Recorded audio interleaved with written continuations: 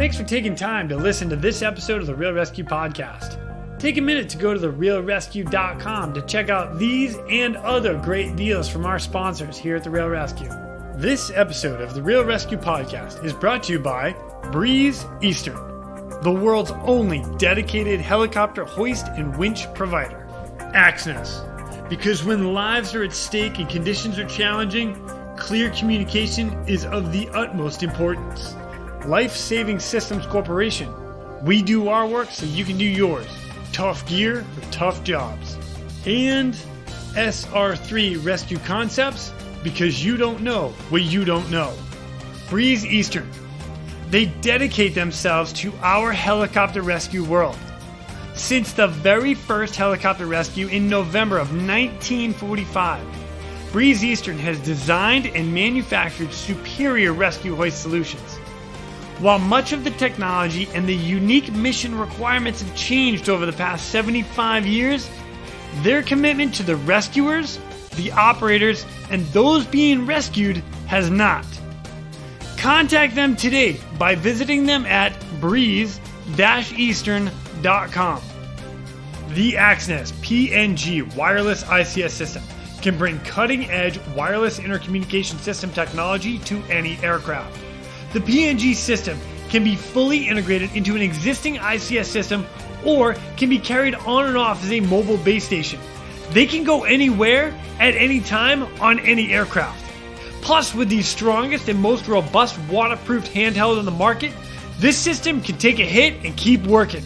Their wireless intercom systems are designed to enhance situational awareness through improved communication capability. This system brings superior noise canceling technology to eliminate rotor wash and engine noise from your ICS. The Axness PNG wireless system is currently deployed in more than 1,800 public safety, air ambulance, and search and rescue aircrafts worldwide. I have personally used the Axness system in 4 different countries and on 5 different airframes. It is awesome. If you want more information, contact them today at axness.com. That's AXNES.com. You just make sure you tell them Quinny sent me. Life Saving Systems Corporation. They manufacture the world's toughest helicopter rescue gear. From my favorite harness as a rescueman, the Triton harness, to the rescue baskets, the litters, and of course, the most popular hook in all helicopters, the D-Lock. The team at LSC will cut, bend, sew, weld, and machine these products into existence every day. We do our work so you can do yours. LSC. Tough gear for tough jobs.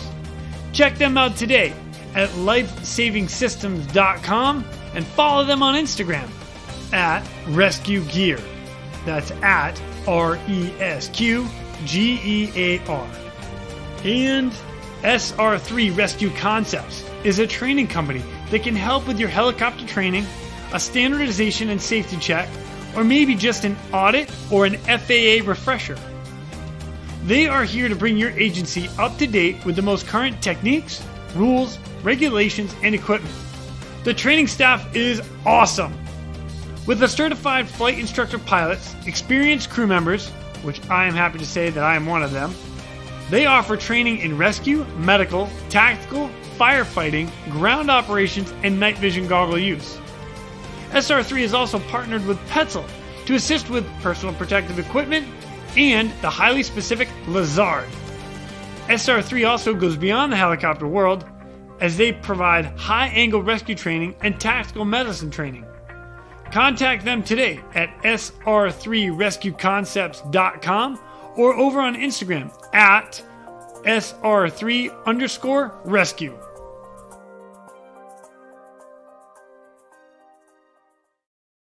Our next guests come to us from Virginia. These two guys, they're doing some crazy cool stuff out there with the way their system and stuff is set up. So state police helicopter, they're running medevac stuff and inter-facility transports and then SAR on top of that. So the stories that these guys bring to the table are amazing. So please welcome our next two guests together, Kevin Kissner and Mike Abbott.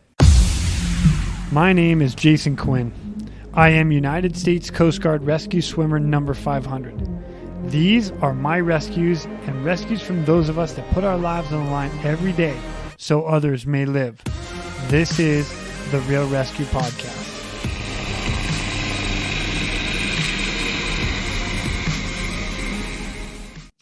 Ladies and gentlemen, welcome back to the Real ResQ. Man, we've got some good stories coming up. I'm really stoked about it. To make it even better, this is the first episode that we've ever had flight nurses. So we get like the next level of medicine and the next level of care coming up. So you guys don't screw this up. I'm just going to throw that out there. All right. People are listening. They're not just going to listen. They're going to listen. All right. Anyway, so I've got Kevin Kissner and Mike Abbott, both flight nurses with the Virginia State Police. What's up, fellas? What's up, man? What's up? Morning. Dude, I love the fact that you guys are on, and I've got two of you guys, which they double the trouble. That's what I'm saying. You don't know what you've gotten yourself into. Oh, snap. Come on. Awesome. Well, again, welcome, you guys. I really appreciate you guys coming on and being willing to tell some stories, especially out of Virginia and like state police area. Like, are you guys so all about the medicine side and the nurse, but are you guys also law enforcement as well? So it's a pretty unique setup here, actually. I work for VCU Health System as a nurse. That's Kevin, by the way. And Mike works as a paramedic with Chesterfield Fire and EMS, the local fire department. And so we've got kind of got this unique relationship where we provide the medical services for MedFlight 1 out of Chesterfield, Virginia, for the Virginia State Police. So we're not law enforcement officers. We do the medical stuff, but the other cool piece is we actually do police and SAR work and kind of contribute to that aspect of it. So nice. We're not employed by the Virginia State Police. It's pretty unique to get three entities between VCU and Chesterfield and Virginia State Police that make up the MedFlight 1 program. We've also got MedFlight 2 out of Abingdon, which is further southwest Virginia. Their program is very similar. They have a single health system that supplies their paramedics and nurses to do the medical work with them. Wow, man, that's pretty cool. Bringing as many resources together as you can to like provide patient care and rescue. Like, because all right. So for everybody out there, I get it.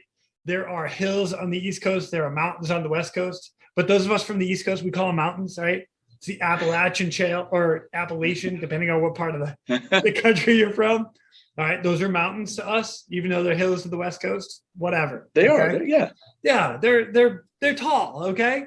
I know you guys like do some crazy stuff there too. But before I get into that, I'll tell you what, Kevin, if you don't mind, I know you already started, but give us a little rundown, a little background about who you are and how you became a flight nurse.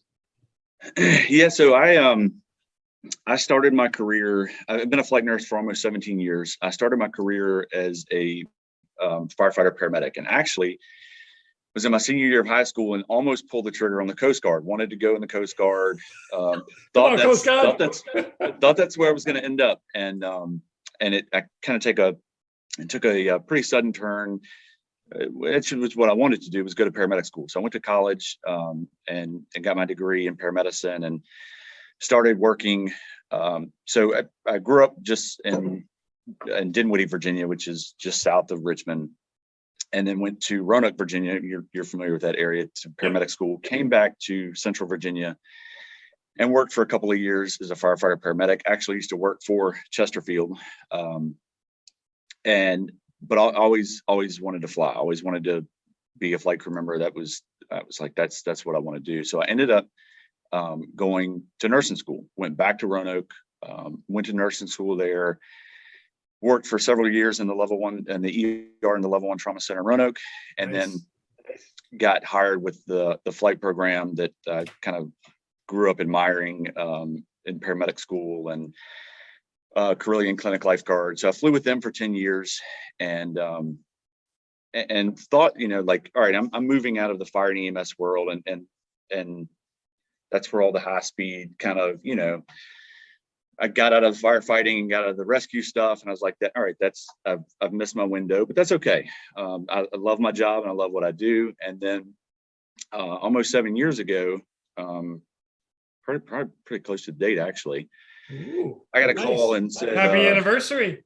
Yeah, thanks. I got a call and said, hey, they're putting nurses on MedFlight. And so historically, the MedFlight program here in Chesterfield has been paramedics. They started with a single paramedic and then went to a dual paramedic program. And yeah, so I got a call and said, hey, VCU is they're collaborating with the state police and they're going to supply the nurses for MedFlight. You should apply. And MedFlight was the program I had always wanted to work for. It's my hometown area. When I was a baby EMT, like looking up to the helicopters coming in, it was always MedFlight. And I was like, oh my gosh, are you serious? Like that's right. Yeah. So, are you serious, Clark? Are you serious? Yeah. You serious, Clark? Sorry. And so, yeah. No, it's great reference. So yeah, I applied and got hired, and the more I learned about it, the more excited I got. And so yeah, I've been here almost 7 years, and it's like the dream job, man. Like I get to do the flight nursing role. I get to do, my dad is a retired police officer. So I get to do, he taught me out of going to the police direction when I was coming up in high school. And so I get to do some police stuff, like assist the state police. I get to do some search and rescue stuff. I get to do my flight nurse role. So when they say, if you find a job that you love, you'll never work a day in your life. That's where I'm at. Brother, that is amazing. So that's me, man. That's awesome. I'm right there with you. Like I love this job. All right, Mike, you're up. How'd you do it? How'd you get started? And a little bit of background about you. So Mike Abbott, I started junior EMT back in the early 90s, local rescue squad. It started volunteering, and then went to college. And after college, got hired with Chesterfield Fire and EMS. So I've been with Chesterfield for 20 years now. And the MedFlight program, like Kevin was saying, it got started in '84 and was a program that the state of Virginia wanted in Central Virginia because they were lacking medevac services here. And the state police and the state office of EMS and Chesterfield Fire had a close-knit relationship. They came together, started this program. And as a matter of fact, the helicopter was stationed at our fire station 14 for years. Oh, wow. And they would fly it out of the back of the station. So everybody was housed there, the paramedic and the trooper. And so all of our pilots are troopers. And so they're gun-toting law enforcement officers. So we have that on board. We have that on board on every call. Oh, yeah. So anyhow, so they flew out of station 14 for a while until they moved here to the Richmond Executive, which is Chesterfield County Airport. In about 2 or 3, maybe 3 years after being established, and then several years after that, they moved to 2 paramedics. So I can remember running calls as a volunteer, and MedFlight swoops in, and these paragods get off the helicopter, and they paragods, yes, they do all their fancy stuff. And I can remember one specific call. We have built this humongous neighborhood in the western side of Henrico County called Wyndham.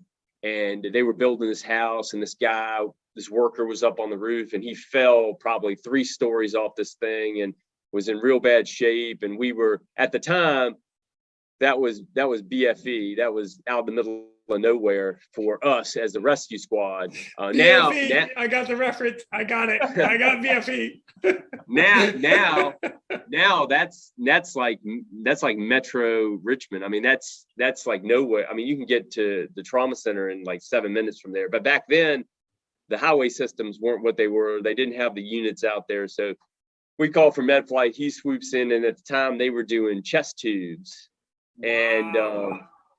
one of our former flight paramedics here that was instrumental in a lot of the stuff we do, Frank Chin, he comes in and everybody stands back and this glow takes over the scene and he starts working, and it's kind of like that cartoon, the Tasmanian Devil, where he gets going and there's a cloud. That's kind of what it was. He was throwing in tubes and IVs and stuff, and throws this chest tube in, and everybody's kind of back, and then as quick as they were there, they were gone. So wow. I think from that point on, I had an interest in this job, but I came to Chesterfield, did a lot of different stuff, got involved in tech rescue, was a regional tech rescue guy, got involved in the medical side of tech rescue, was a medical team leader for the regional team for a while, was stationed at the tech rescue station, did a lot of awesome stuff, had a lot of good rescues there. And on the technical side of things, everything from high angle to trench to, complicated heavy vehicle stuff. We had 95 ran through our area. So we were all the time running, cars under tractor trailers and stuff on top of people. We had a very extensive industrial. We had DuPont in our first Philip Morris right nearby. So we had a lot of, every once in a while, machinery entrapment or something like that. So that kept my interest for a long time. I loved it. I also became we as a department in Chesterfield, we provide tactical medics for the Virginia State Police's Division I TAC team. So became a TAC medic, have been doing that for about 12 years. So, do a lot of search warrants, barricades, everything from stuff like this, Bridgewater College incident, Virginia Tech shootings, things like that. So, got a lot of decent experience, in the tactical world. And then one day, they came to me and said, "Hey, somebody hurt their knee. Do you want to go to MedFlight?" And I said, "Hell yeah!" So I ended up here. Couldn't have asked for a better shift partner. The guy that started the program had been here like 30 years. Wow.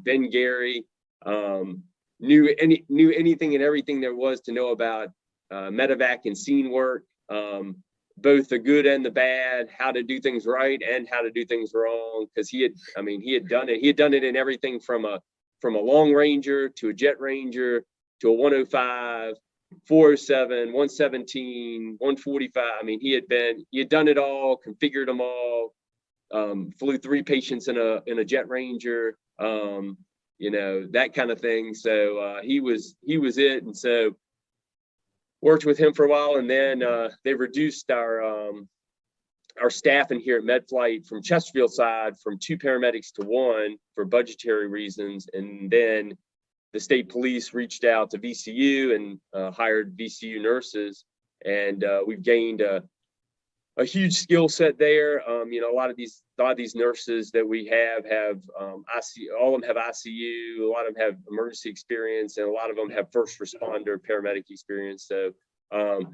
anyhow, just my experience in the fire department. During my time with the fire department, I also went back to nursing school. Became a nurse.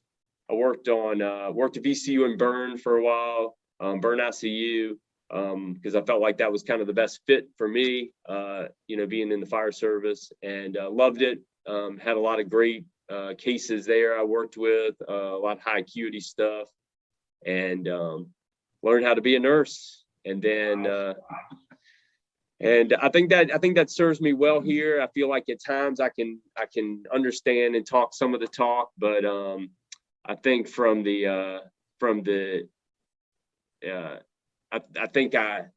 think I fit better in the first responder technical rescue arena, and that's what I try to bring to MedFlight program, and so anyhow, Kevin did touch on the law enforcement side of this program, and one of the things we do a fairly decent amount of is just like wide area searches and suspect searches and stuff with our FLIR, with our FLIR cameras.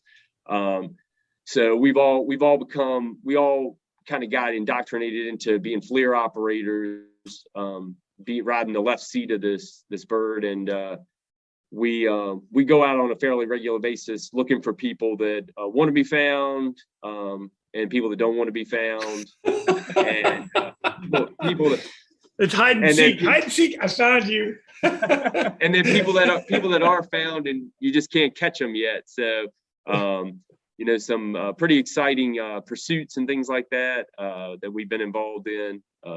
So it's exciting every day. It's you'll come in at 7:30 in the morning, and by 9:30 you'll be landing at Duke in North Carolina with some critical patient, and on the way back somebody will start running on 85 and you'll jump in on it, and oh my gosh, that's awesome. So the variety, man, is pretty big. Like you said, you're 1 minute you're doing critical care, the next minute you're chasing bad guys, and you come home and get a little bit of a break and restock, and then you're headed out to look for a missing child or hoist rescue. Mike, I think Mike touched on something that I wanted to kind of expand upon. I tell you, man, I work for the fire department, and that the way that a fire department team works is pretty impressive. But this role, like the way we complement one another, the teamwork really is the best team situation that I have ever been involved in, because it's he and I together, or the three of us together. What we get from each other and can kind of share with one another, and it's the best team mentality, team unit that I've ever been a part of. That's awesome. All right, so for team dynamic, let me talk about this for a second. So you've got your PIC, your pilot, single pilot, or are you flying two pilots? Single pilot. All right, so we're running single pilot, and then both you guys in the back. So you've got two nurses as well as trained in rescue. So are both of you trained as hoist operators and ride the hook, or one is there and one is? Oh, it's both. Yeah. So we.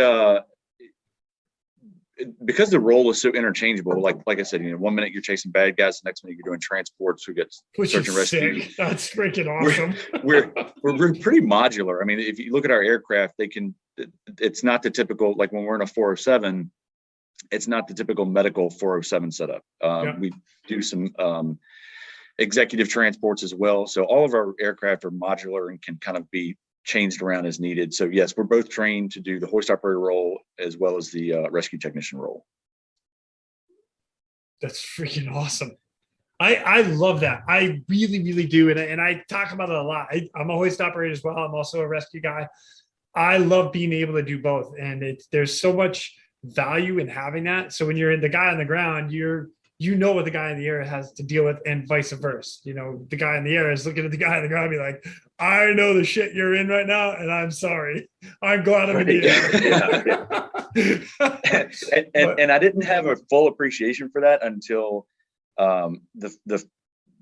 during a training evolution where I was on the hook going down and thought, this looks pretty sketch. And then I looked up and was like, she's got me. Like my hoist operator, the girl that was doing the hoist operating at the time, I was like, she's got me. I'm good. And just sat back and waited, So it's a new appreciation. Oh my gosh, I love it. All right, well, I'll tell you what, let's get into your very first rescue for each of you. So Kevin, if you don't mind, start us off. What was your very first rescue? All right. So like we said, this is not our primary mission here. Is most of what we do is scene medevac work, gunshot wounds, stabbings, car accidents, heart attacks. That's what we primarily do, but we do have a SAR component that we have to be trained and ready for. And so when I was working with who Mike mentioned earlier, Ben Gary, after being here for a couple of months, I fell in love with the SAR component and just immersed myself fully in it. I wanted to research it. I'm like, I'm here. I'm going to be able to do this now. This is hell yeah. This is what I've always wanted to do. So you get sucked in. I sucked in fully. I started going to conferences and I just jumped in. And as the time, so that was I started here in July of 2015, right? July of 2015. And the months and the years kept ticking by, man. And I wasn't getting any SAR calls. Like I would get them and we would respond and go, and they would self-rescue, or if it was on the river, the boat got to them first. And it was just creeping until February of last year. And I finally got like full on what I was looking for. So we wait, time out real quick. Is this the one where you earned your where they gave you the Medal of Valor? Yes. Holy smoke. So we're gonna get right in. This was your very first rescue? Oh, ladies and gentlemen, let me just tell you. So I was gonna mention this, but now that you're already bringing it up, oh snap. So this rescue right here earned you a Medal of Valor from the state of Virginia. Is that accurate? Yeah. The Retail Merchants Association here in Virginia recognizes first responders in the area, and my partner and I for the day, Nick Renisi, was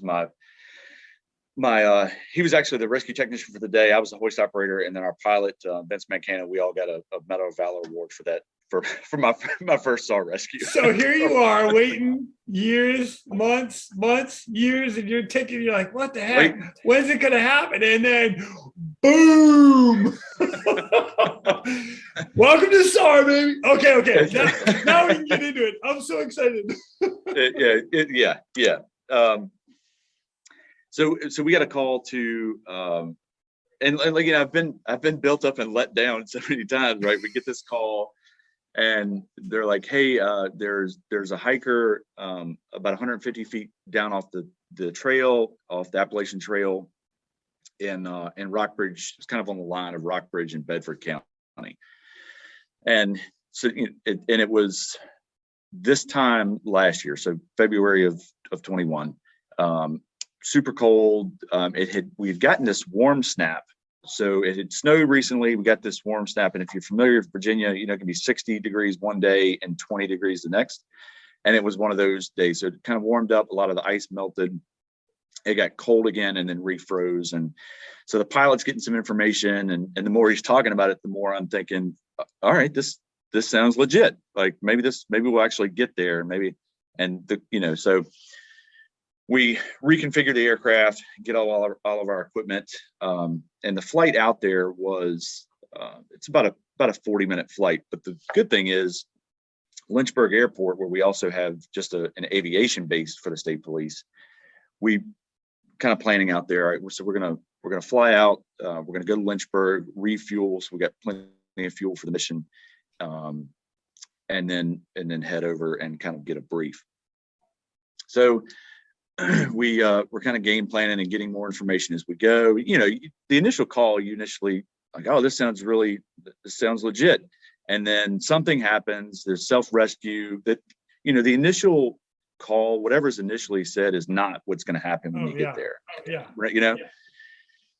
And right. But the more we go and the more information we're getting, I'm like, oh, okay. All right. This is legit. We're going to do this. So Nick and I are kind of game planning on the way out there, what we're going to do. And, one of the things, because we don't do this every day, we're constantly kind of talking about it, even if it's training in hangar or just running through cadence and stuff. We're always kind of going through. Anyway, so we go through, we go to Lynchburg, we get some fuel, we head over, and this guy had fallen, like I said, probably 150 foot, 200 foot down a cliff, but we're in a 407, or not a cliff, fell off of this ice covered trail on the AT. Oof. AT is Appalachian Trail or Appalachian Trail. Again, depending on what part of the country you're from. Depending on what I say, Appalachian, you say Appalachian. Yeah. No, if you're asking me, it's Appalachian, but like tomato. Yeah, right. Okay. As long as we're good. So the AT, Appalachian Trail. Yeah. So the AT. So we locate where he is, and so let me back up a little bit. Right now, we have two different airframes we operate out of. Bell 407, which is a Breeze Eastern hoist, 110 foot of cable, 300-pound capability, and H145 or EC145, which has 295 foot of cable and 600 pounds. A Goodrich or a Breeze? Goodrich. Okay. So this day we're on the 407, and so we locate where they're at, and we're trying to figure out where we're going to insert our rescue specialist, and kind of judging. We're brushing treetops, and or we're at 100 feet, 105 feet. There's just too little room for error there. So we're trying to find another place to maybe an open area that doesn't have trees as high. We can insert somebody, fly around, can't find anybody, or can't find a good place to do it. So we end up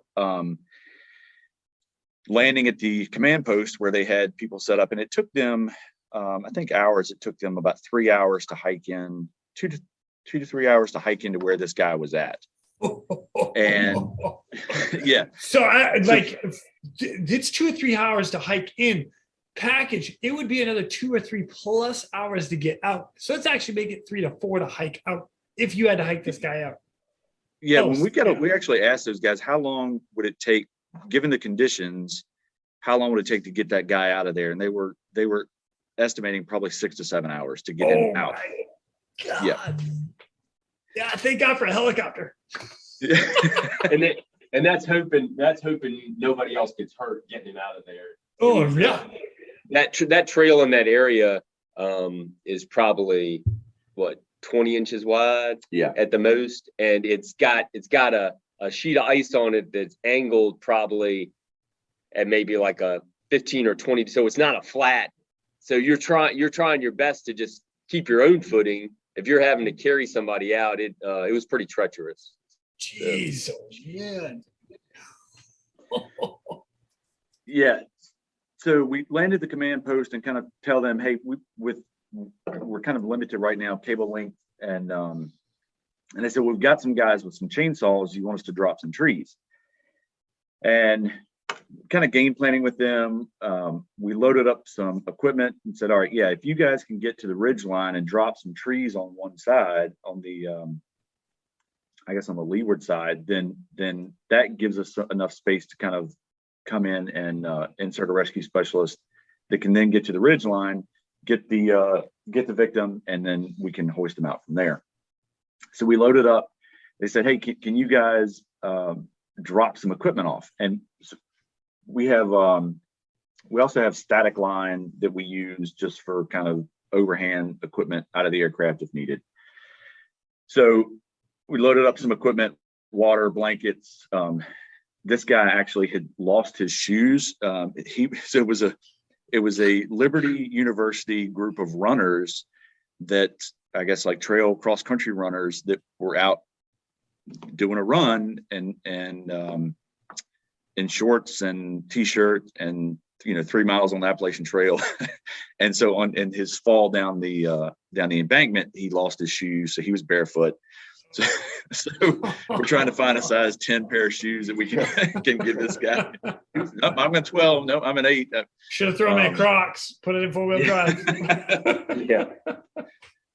So we load up some stuff. They had some chainsaws. We lower with our static line, just lower some equipment down to them, and said, all right, we're going to go, depending on how long we're going to be here, since the airport is 10-minute flight away. While they're dropping trees, we're going to go get more fuel to make sure we're good. So they work on, now when I say dropping trees, we're requesting them to drop trees, but they're dropping trees in a national forest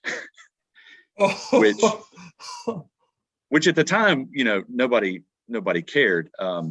After the fact, there were some questions asked from, I think, the Forestry Division, and you got to do what you got to do, and that was one of those things to get this guy out of there. It had to be done, but was that one of those you asked for forgiveness and permission? Yeah, that's exactly what happened. Right. Let's just not talk about that. Let's not talk about that. You see, what happened was, hey, I didn't run a chainsaw. So. I did not touch a chainsaw. I wasn't there either. So That's right. We just asked if it could be done, and it was done. It was done. Hey. So we go back and get fuel, and are kind of waiting for them, and they called us back pretty quick. Those guys were rocking it on the ground, and so we go back and so again, my first call is the hoist operator, and I my partner for the day, Nick, was my rescue specialist.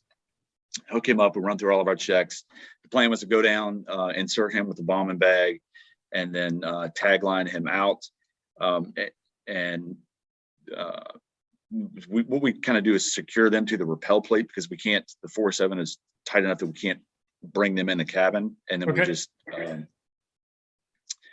I won't say short haul, because we secure them in and then just relocate them to a different to an open area landing area. So we learned the patient. Quick, are they outside the aircraft as you air taxi, kind of? So they're hanging outside the aircraft as you're going in, but they're secured to the above the landing gear is basically what we're talking about. Yeah. We don't fly with them. It is, I guess, kind of a very air taxi. They're secondary secured. Yeah. So that they're not flying, attached to the hoist, but they're kind of outside, right on the edge of the aircraft, or right outside the cabin door. Yeah. To the our designated LZ.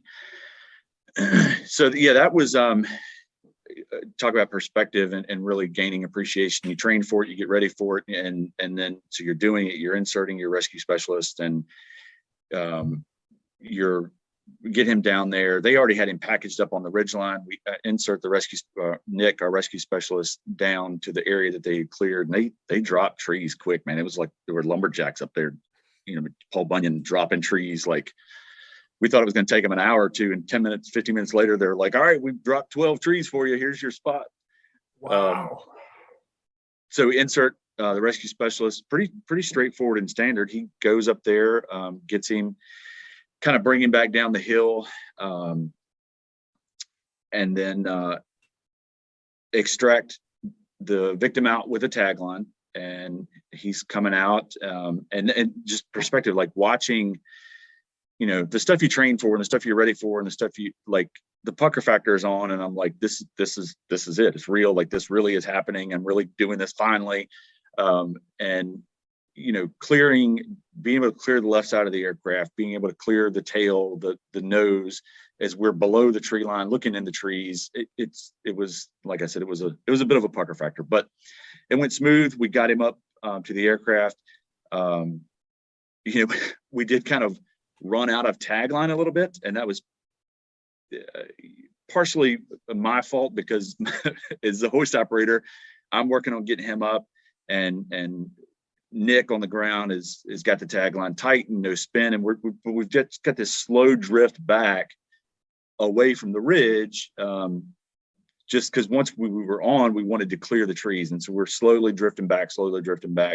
One of the lessons learned, we need a longer tagline than what we currently had, because we got to the end, and Nick's got the tagline, and I'm looking down, and the victim is almost at the aircraft, and Nick's down on the ground and got the tagline, and it's like, I don't know if you've ever seen the Bad Boys where he says we're out of road. Like, yeah. Nick was out of rope, like, and so anyway, he worked out. It wasn't a problem. But there is a tagline still stuck in a tree in Appalachian Trail. I disconnected it, dropped it. It's in a tree. It's hanging there. Somebody can go retrieve a tagline. It's got, MedFlight 1 embroidered on it. Keep saying. Yeah. And if you're dropping trees, you can't really say we don't know who did it because there's a tagline and border with MedFlight 1 Virginia State Police on it. So That's hilarious. So we transitioned over to another area. Again, the guy was not severely injured. Drop him off with a ground crew. Then we flew back, inserted the hook again, retrieved my rescue specialist Nick, and that was pretty much it, man. It was listen to some of your podcasts and some stuff that you guys do. Not too super exciting, but it's exciting for me, man. You're on the side of a mountain for a kid that just fell 150 feet. They got to drop trees to get somebody in. That is exciting. I'm not sure what exciting. What more do you need? Are you kidding me? I mean, it was great for me. that it's what we do to go get somebody in need. It's crazy. But it's awesome. It is. It's freaking awesome, man. And it's so it's like, this is what I have been waiting for since I got here. Like, this is what I wanted to do. It's finally happened. And then so the next day, shift change, we're walking around here like peacocks, all super excited. And so Mike comes on shift, and it's Mike and one of my coworkers, nurses, Chad. And we're like, this was, and most of our training. So Chesterfield is flat. I mean, there aren't mountains. I can say that in air quotes, mountains in Chesterfield. It's flat. So most of the training we do around here is water work, flatland work. And we really hadn't done any training for incline or slope or mountain work. And so probably 2,500, 3,000 feet elevation. Yeah. Out in the Lynchburg area. And so that was a new concept that we were called and really weren't expecting to go do. So as we were, fluffed up like peacocks, telling them, what we had done, they were like, okay, that, good for you guys. I know it doesn't sound too crazy. Until that was 8 a.m. And then I'll give it to Mike because. So then Mike, like, you get the next one. So I kind of know it's coming, but you got a Rescue Medal of Valor award as well. We did. Yeah. So for another rescue following this one. It was, yes. Yeah. That's awesome. So Kevin talked about, his long awaited, rescue. It finally came, all this stuff. Well, I kind of feel like my story is just the opposite. So I guess it's lucky. I guess luck might be the right word to use it. If you're in this business, I guess the luck is the right word, because yes. I feel like every rescue we got fell on my shift. So like Kevin was saying, Richmond, traditionally Chesterfield flat. We do a lot of river work. So the James River runs right through the middle of the city. People tend to make bad decisions, especially when the river gets up, 12, 15 feet. When it's flood stage, they're not supposed to be out there. It can rise quickly based on water taken on upstream in the mountains and things like that. So anyhow, our traditional training that we did every year was with the City of Richmond Fire Department. They have a fairly robust water rescue team. They have about a bunch of dibs, and they tear up the river every summer, riding up and down, saving people and stuff. But every once in a while, and they traditionally knew their limitations, where they could use help and stuff like that. So for a number of years, it's kind of slacked off a little bit recently, but for a number of years, they would utilize us on every water rescue or river rescue that they had. They would just blindly say, hey, get us the aircraft in the air, just because we worked together on a regular basis. Wow. We knew their ops. We knew their ops. They knew our ops. We hoisted with them. They got on our hook. We would hoist them as victims, let them ride in the aircraft. They took us up and down the river on their dibs, jumping all these rapids and stuff. It's pretty awesome. coming over, low head dams. And so, I mean, so anyhow, we, on my shift, we ended up doing probably several, 3-4 rescues on the river, probably in like a maybe 2-year period. We got deployed several times, but it always seemed like, kind of like Kevin was saying, we were, right there, 2 minutes too late sort of thing. And they had already saved them. But my first ever was, had a family. And so at the James, they have these flat rocks. You can walk out to the river. You can get out in the river 25, 30 yards by just walking across rocks in some of these rapid areas and kind of traverse your way out there. So this family had gone out. They were having a picnic lunch. Unbeknownst to them, the river rose like 7 feet in like 2 hours. Holy cow. While they were out there just, eating and hanging out on this big rock. And all of a sudden they go back and they look around. I mean, it's like a scene out of like the Colorado River, and they're trapped. So the fire department had they had tried. They said, we just need y'all to come in and try to get these people out of here. So we had trained for a lot of years, not using our hoist as our primary rescue tool. We utilized a lot of skid pick-off techniques. Oh yeah. So yeah. Single skid or like, light on wheels or whatever you want to call it. Right.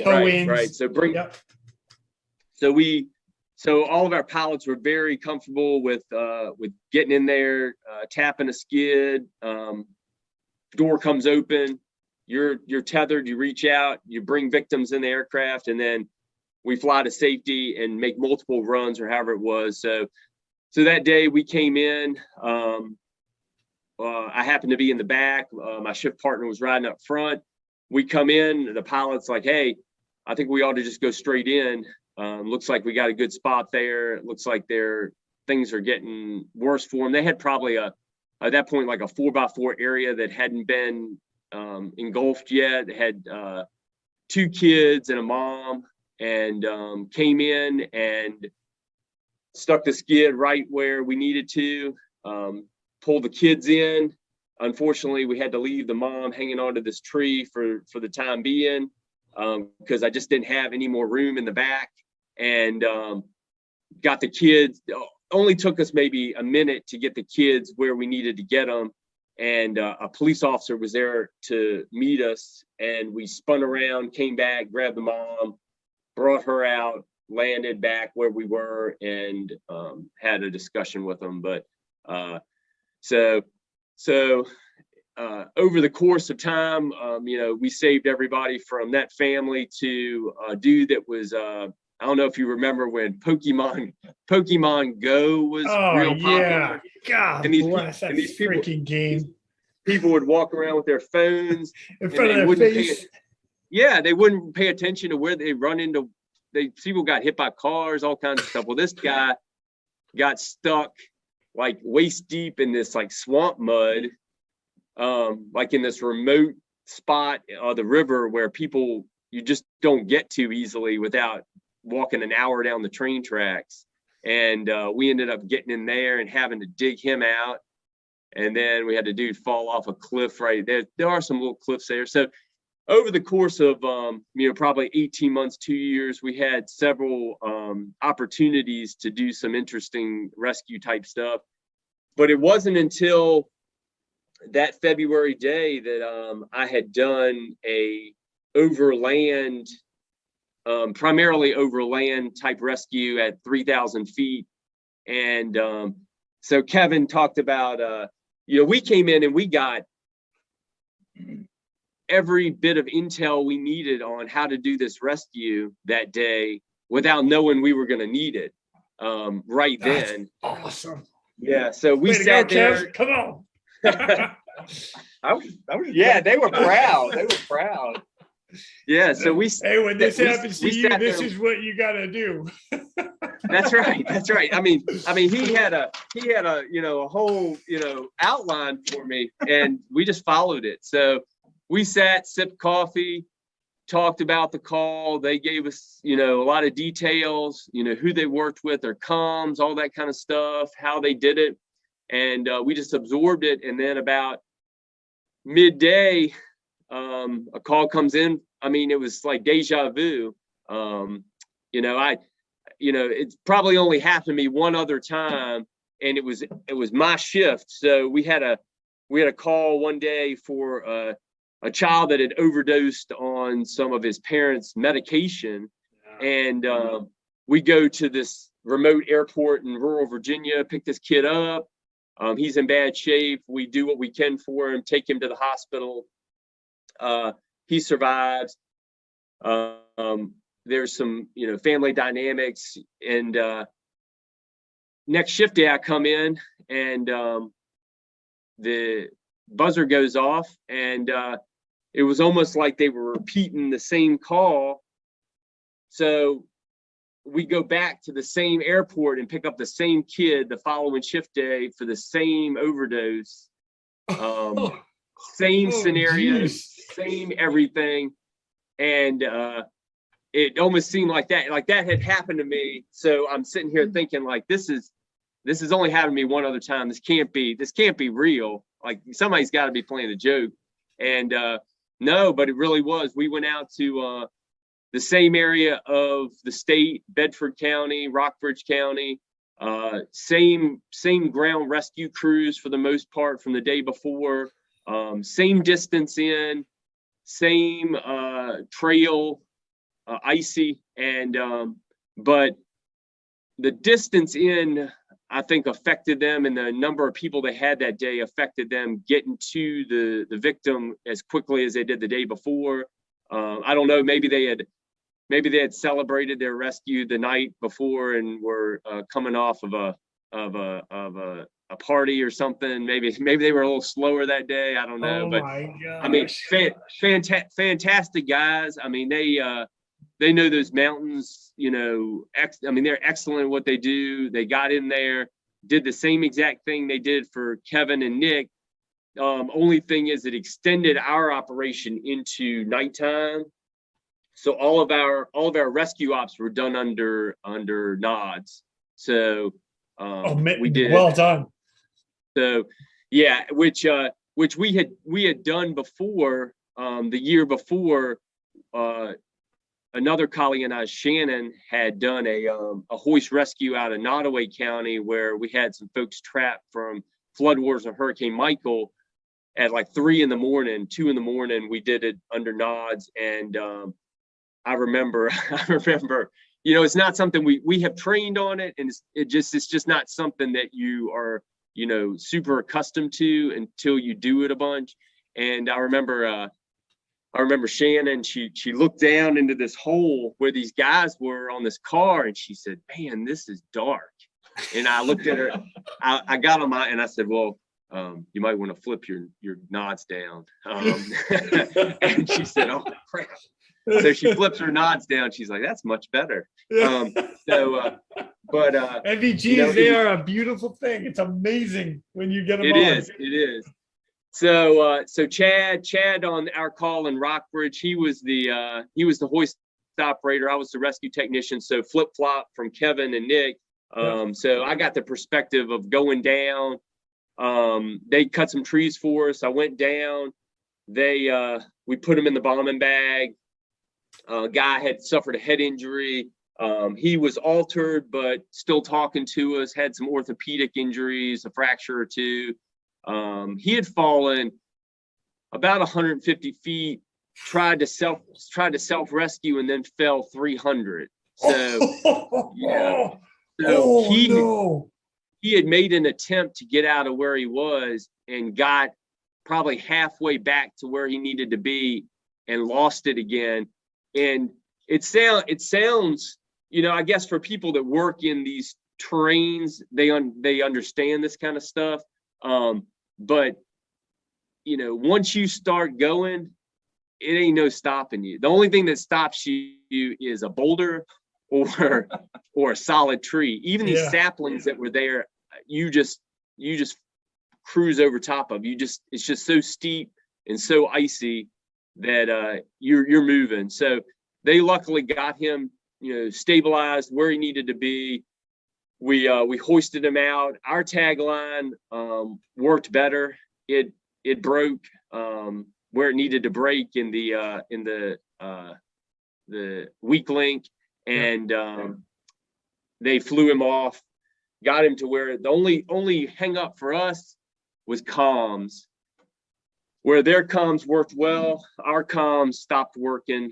I didn't have comms with the aircraft, so had to use the ground guys' comms to their command post back to the aircraft. So we had a little neck, but I get it. It was, but it worked out. They came back for me. We had, and I'm not sure, I can't remember, Kevin can speak to this on their call, but we had actually lined up a second helicopter to come in and stage for us, because for us in the 407, we have to configure some things on arrival to accommodate a lot of the hoist stuff that we do out of it. So we have to take our stretcher litter out that we do for medevac, some of our bags. We take our monitor and our $30,000 monitor and $50,000 ventilator out of there just to avoid any problems. So we're not readily able to just transition from a rescue to a medevac operation like that. So we wanted to be able to hoist to the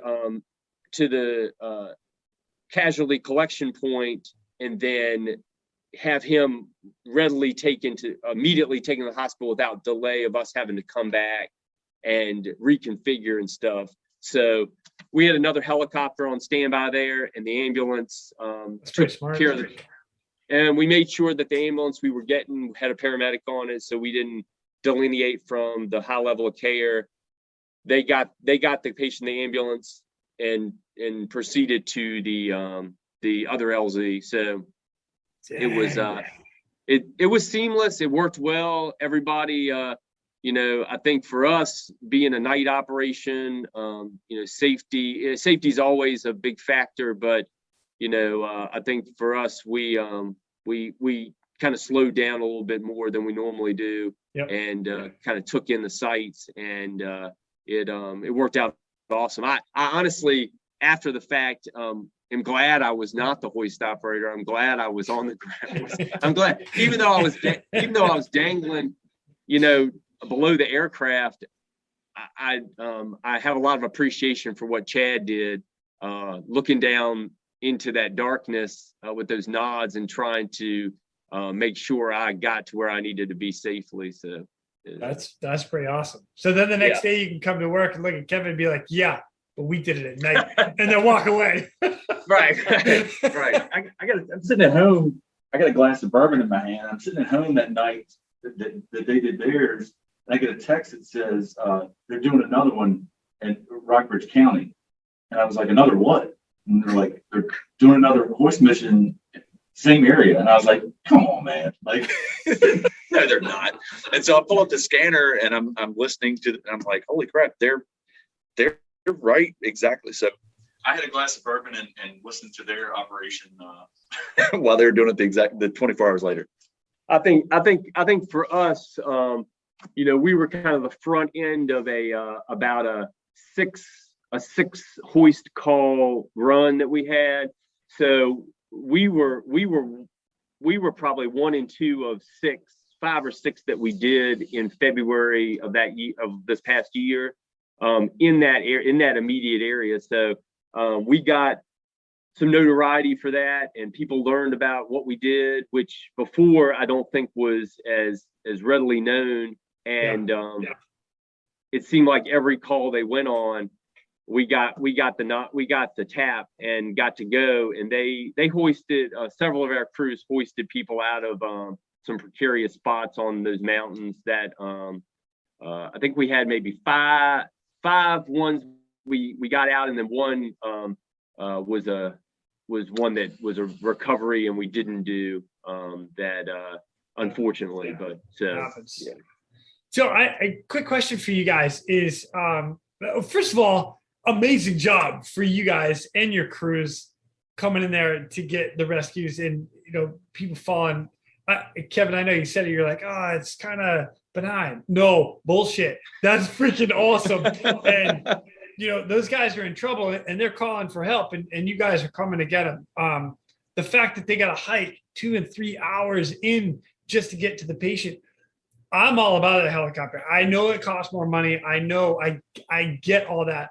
But when you talk about time and resources, you can just go in, hoist them out. You'd be in, out, done in 20 minutes. And now we're on our way to a higher level of care. I'm all about it. So anyway. Yeah, I mean, you can't beat it. Yeah, it's when you look at the time it takes 20 to 30 minutes to do everything beginning to end versus hiking somebody out 5 hours. I mean, it's a no-brainer. Yeah.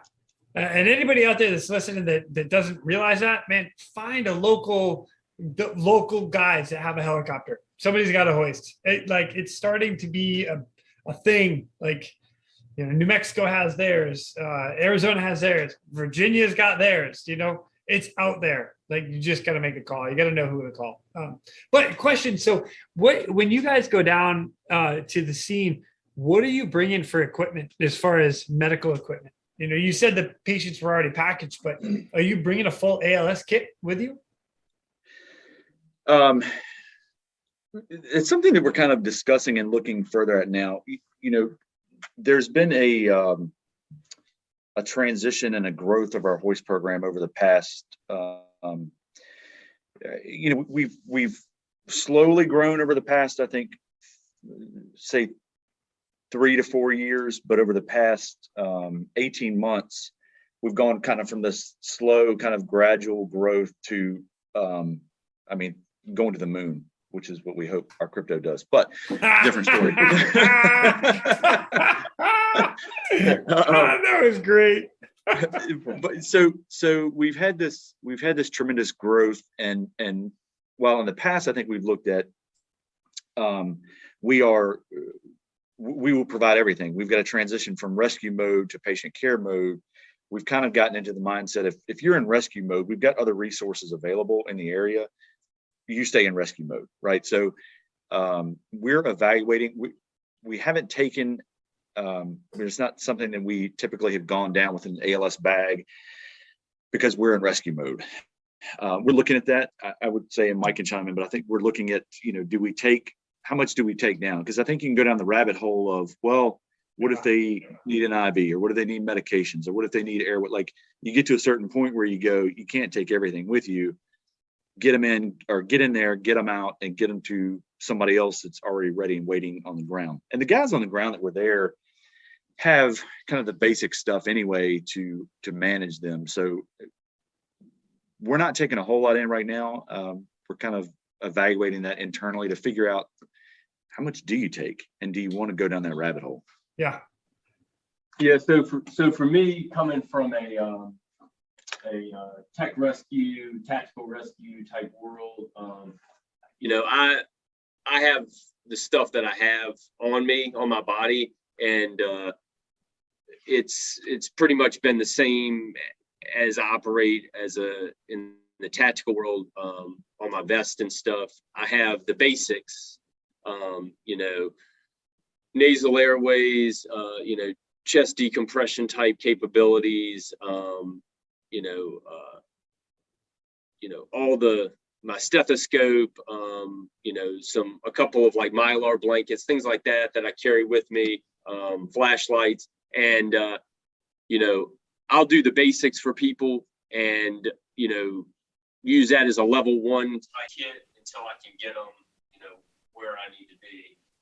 Fortunately, with a helicopter hovering above you, you're only a hoist ride away from hopefully more definitive care. So, I think that was one of the lessons that I learned getting inserted into this situation was, once I got down to this guy, I had a little bit more time with him than I anticipated I would need. And then I started thinking about, well, what's going to happen to me if I have to haul this guy out of here with these guys? Like, what happens if they get a chip light and they can't come back for me, or something, or they run into another issue. And now I'm 4 or 5 hours with this guy hauling him out. So I think that, like Kevin said, I think that's something that we have started evaluating as far as putting together a more definitive kit that we can carry with us. I actually have made up my own kit, with a little bit more stuff in it that I can carry just based on that experience, to go along with some warmer gear. I can tell you that much. We, like I said, we're not mountain operation. We don't do mountain operations every day. And I can tell you it's colder at 3,000 feet than it is at ground level. I mean, I had my standard stuff on, my standard jacket.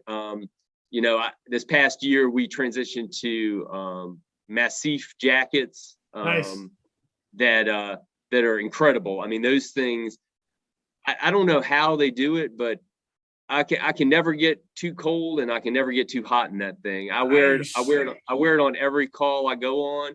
And even when I'm in the cabin of the aircraft, and the shit's on, I'm as comfortable as I was walking between the aircraft and the ambulance. But yeah. So it's interesting you talk about that as far as like bringing gear down. I enjoy this conversation because a lot of times you start talking to medics and people that go down. So I like to bring a little bit of gear with me as well. But the question comes to, okay, now you've treated your patient and you're about to get hoisted. Are you riding with the patient or not? And if you're not, is your gear with you or is your gear going with the patient? Because at one point or another, your patient is going to be without something, and it's what if you get a chip light? Like, do you want your gear on the ground or do you want your gear in the air? And it's like, do you bring the O2, like a small O2 bottle and all the airway stuff? Do you bring IV fluids? Do you bring enough drugs that you can do everything? I know guys that have done, I actually talked to Lane Abshire, he came on here and he was telling me about coming off a cruise ship and he was bagging the girl as he's getting hoisted up to the aircraft because she was totally out. But we got 2 guys that are on the ground doing the rescue side, and paramedic and the EMT. But that is a great question, great conversation to have.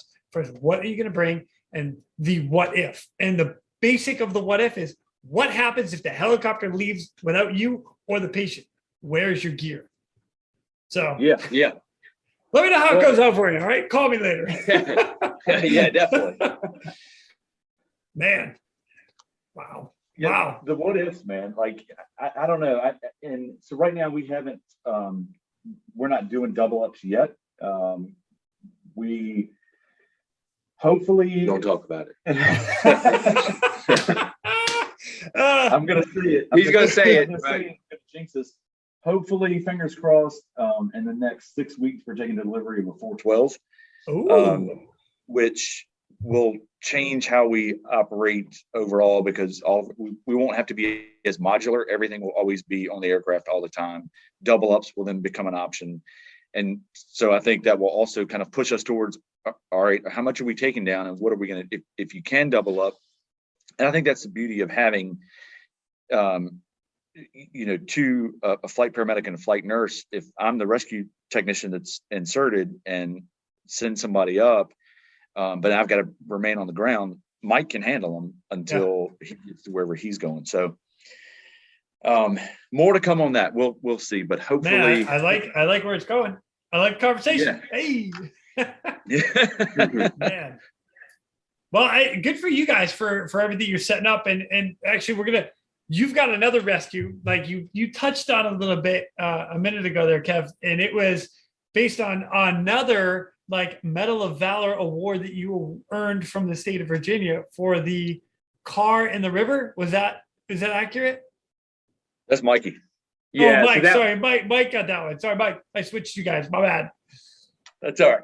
yeah, that was the year. I guess that was 2019.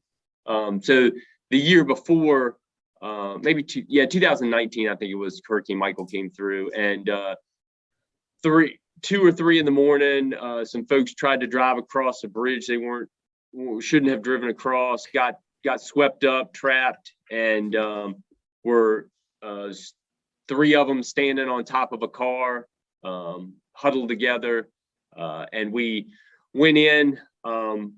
We did some reconfiguring, and we went in and did some pickoffs and short hauls out of there with our basket.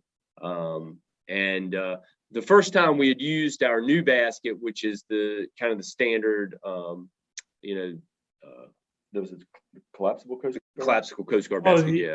the LSC collapsible rescue basket. Yeah. Super killer. Love it. Love that piece of gear. Yeah. That was kind of our first real live rescue with that. Worked amazing, awesome. It was a fairly open area, didn't have a lot of hang-ups or anything like that. Kind of Shannon set it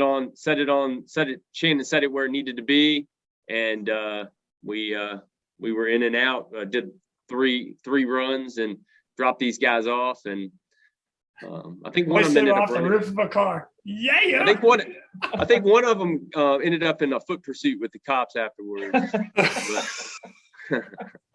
He might have been wanted. I'm not sure. Oh my gosh. Don't drown. Yeah. He was trying to cross the river to get away from it the first time, and then the river won. Right. Oh Yeah. my goodness. Yeah, so awesome coordination on that one between localities and us. It was nighttime, so great, operation by our pilot, and everybody came home. So Man, that's awesome. Do you guys hoist on night vision goggles? So you're actually doing all the hoisting on goggles? yes, yeah. Sweet. Yeah, good for you guys. Is there a spotlight underneath the aircraft? Like a searchlight? We do. Yep. We have on that particular aircraft, we have under body lights, under the aircraft lights that help us during regular stuff. But we have a night sun that we can turn on and direct toward a scene, which helps. Not only us, but ground folks that are looking for reference points and things, they can see that. And on our new 407, we went from night suns to rear mounted. So the night suns are mounted up front on the old 407s. We transitioned the new 407s have tracker beams on them, and they're mounted rear mount tracker beams. So haven't had an opportunity to do a lot of rescues or any rescues with that new tracker beam. It's a little bit different than operating. I feel like that night sun, where it was positioned, we got used to that, and it's going to take a little bit of getting used to this tracker beam. Yeah, no, I get it. Yeah, got to just change it out. It's like upgrading your iPhone. You're like, it's right. Yeah, get to the home screen. What is this swipe stuff? Yeah, exactly. Nice, right on. Well, all right. So now you guys have been working together for quite a while. So you guys actually do cases together quite a bit, whether it's scene calls and stuff. What stands out in your head right now? There's just one or two that you might have. Yeah, I'll tell you. We, Kevin and I, for a while, it seemed like we were, we always had something. It was always something, as critical and as acute and as, intricate as some of these cases we go on medical wise are, there's always ones so when we get to an ambulance, we kind of attack. We have kind of a strategic, one of us will go in the back door of the ambulance and one of us comes in the side door of the ambulance. So we kind of surround them, and the guy that come from your direction. Yeah. So, and people have gotten used to that. So the guy that comes in the side door is the airway guy and kind of takes the brunt of the report, while the guy that comes in the back door starts kind of doing things, and there are definitely calls where you both come in and it's on, and then there's calls where you come in and you kind of look at each other and you are kind of, I think there's always a story and a learning point. And I felt like for a while we had our share of characters, but we also had our share of sick patients. We had a patient one day that we had done everything right.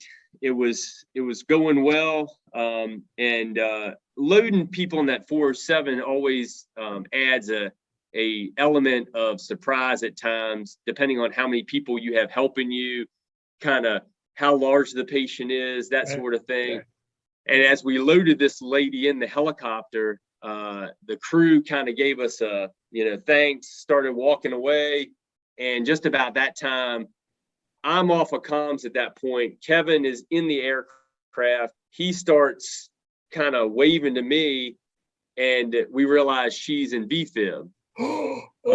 So we quickly got the pads hooked up, which we had out already because she was having a pretty significant STEMI, and we shocked her right there at the side of the aircraft and got her back.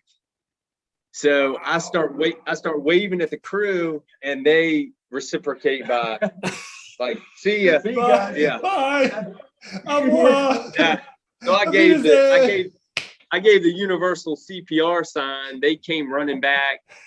We load her up in the ambulance, end up RSIing her, stabilizing her, getting her to our one of our comprehensive cardiac centers, and making the save. And that was, successful case under, austere conditions, at the side of the aircraft. So, it's just stuff like that. But I think at times it's, the people that you meet, and, the family members that you meet, and the family dynamics, and the cases that you run, whether they're critical or moderately critical, that definitely, make the difference sometimes. You see the worst of people and the best of people at times. We do a lot of calls involving, violence. We have fairly violent areas right around Richmond here, a lot of gunshots, a lot of gang related stuff, and a lot of people that have found themselves in positions that, they can't get out of. They've caught the drug or the money or the gang life, and it's, but you do what you can for everybody the same way. And, everything presents a challenge, both emotionally, mentally, and physically, and, you make the best of it. But, I'll let Kevin talk about a couple. He, a couple that stand out. Keep it going, man. Come on. I'm loving this. Man, your podcast has been run out of time. Not a chance. Go ahead. What do you got for us? Yeah, so I've been a paramedic for almost 24 years, and been a nurse for 19 years. Oh my gosh, I'm getting old. Anyway, I won't tell anyone. I won't say a word. Maybe I shouldn't have said that on a podcast, but hey, it is what it is, man. I'm young at heart. I would tell you I'm going to delete that, but I'm not. Anyway, so you got this patient. You got heart problems. Yeah. So we get called out for a guy having a heart attack, and go down. It was probably a 15-20 minute flight to pick him up. We get to where he's at. The EMS crew had done a great job. And so we get in there, and, our goal, skids down to skids up, is 10 minutes. Get in, get your assessment, get your patient, load them up, get out within 10. That's kind of the goal. And it's usually pretty doable. So this guy, is, when you go through school and they say that, tombstone T-way or tombstone T-waves or ST segments, those are the ones you really got to watch out for.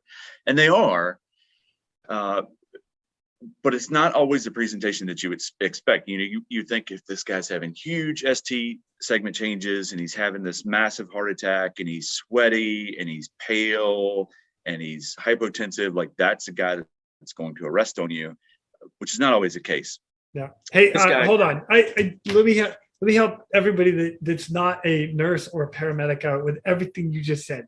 The short version of that is when you hook them up to a monitor, you've got the yeah, that little thing right there. So there's 12 of those in little different screens. It's known as a 12 lead. In that 12 lead, you have different spots that it's looking on the heart. It's taking a different picture of the heart. So when you have ST elevation, there's the PQRST, and there's elevation on one side or the other, which tells you have a heart attack or a STEMI, and that's what you're trying to treat with all these drugs, medication, advanced life support, blah, blah, blah, blah. How was that? Was that pretty good? Quinny, you're good. I almost know what I'm talking about. You're impressive. So that's to explain to everybody else, like what exactly Kevin's talking about here. Okay. You got a guy, tombstones, T-waves. So we got a guy, we got tombstones, but he looks okay. His pain is not bad. He's, on a pain scale of 1 to 10, 1 being hardly any pain at all, 10 being the worst pain you could ever imagine. He was at like a 5. I mean, not bad, very tolerable, but knew he was having a heart attack. He knew he was having a heart attack? He's like, oh, yeah. Oh, yeah, I told him. Oh, you told him. Oh, I thought he told you. He was like, listen, son, I'm having a heart attack right now. Sorry. And when they do that, they say this felt just like my last heart attack. That's what we call a clue. Oh my God. So I'm going to give more clarity for your listeners now. The pads, the defibrillator pads or paddles where they go clear and shock. Well, it's pretty much gone hands-free now. So they're just pads. You put these pads on the patient, and depending on where the heart attack is, based off of looking at that 12 lead, which you so beautifully described earlier, depending on where it is and how the patient looks, sometimes I will preemptively just put the pads on the patient for the transport, just in case I may need them. Yep. Smart move. Sometimes I'll pull them out and have them at my side. Sometimes I just go ahead and put them on and save a little bit of time. So, like I said, we have probably a 20 to 25 minute flight back to the hospital. We load this guy up. We give him a little bit of pain medication. We run through the whole chest pain protocol. He'd had his nitroglycerin, he'd had his aspirin, all these things to help buy his cardiac muscle some time before we get to the hospital, because he ultimately needs a cardiac catheterization. Smooth flight, no problem.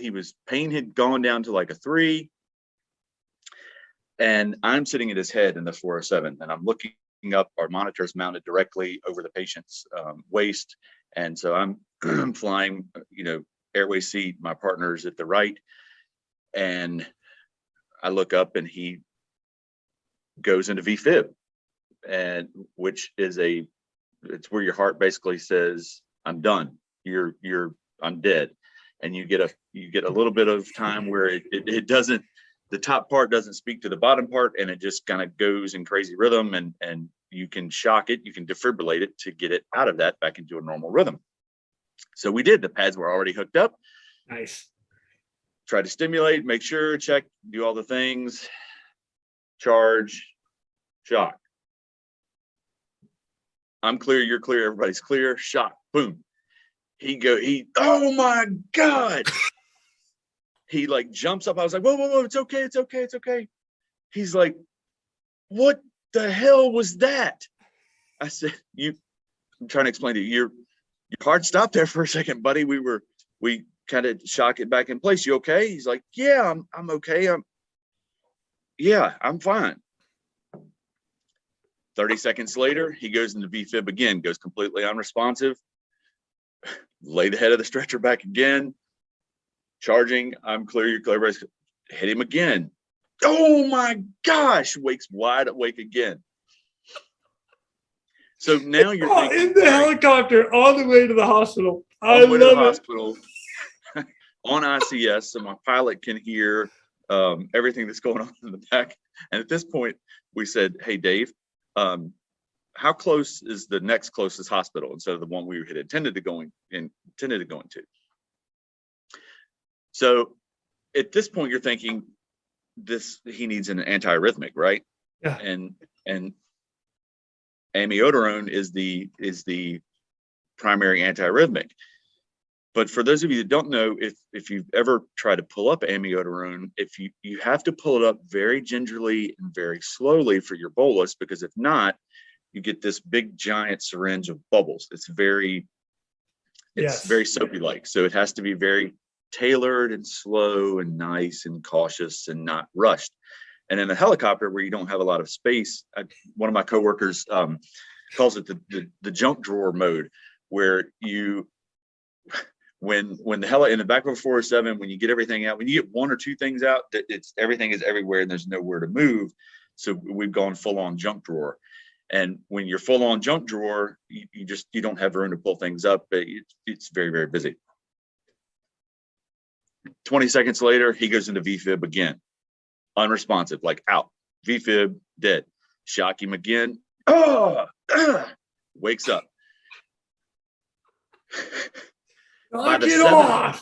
By the seventh time of him doing this. Oh my God, dude, what? 7 times he would go into VFib. My partner's is like quickly, cautiously, slowly trying to pull up the amiodarone so we can give him a bolus all the time.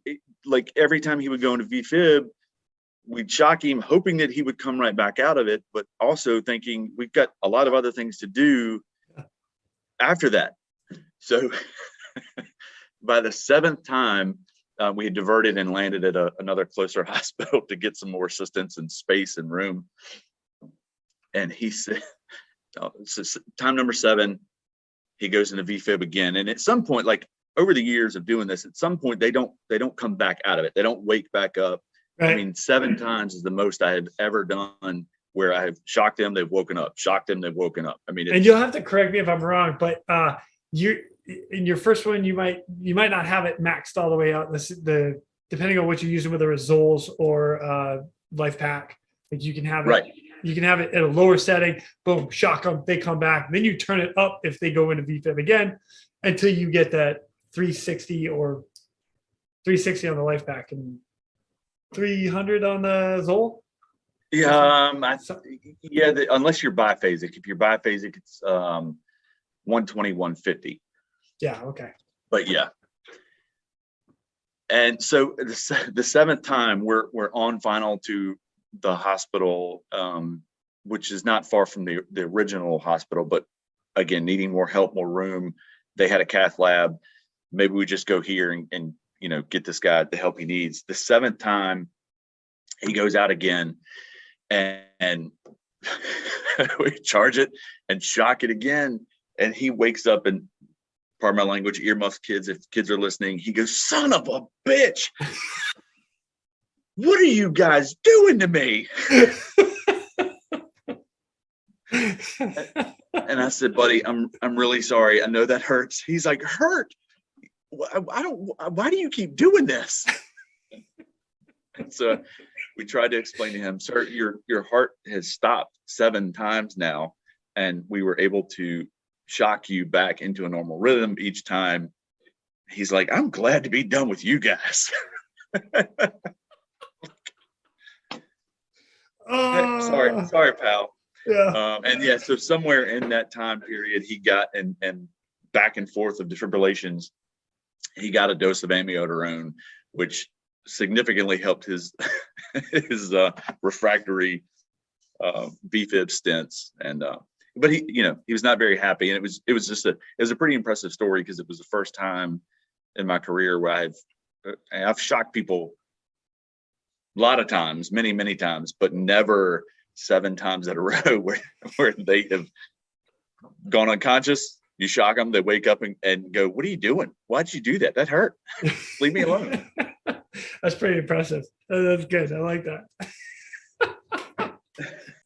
No, you talk about the teamwork aspect of it. I think what's really neat is in those crazy situations, the guy that tried to commit suicide, gun under the chin, but doesn't successfully complete it, and just causes massive airway trauma. But he's essentially awake and trying to converse with you and can follow commands.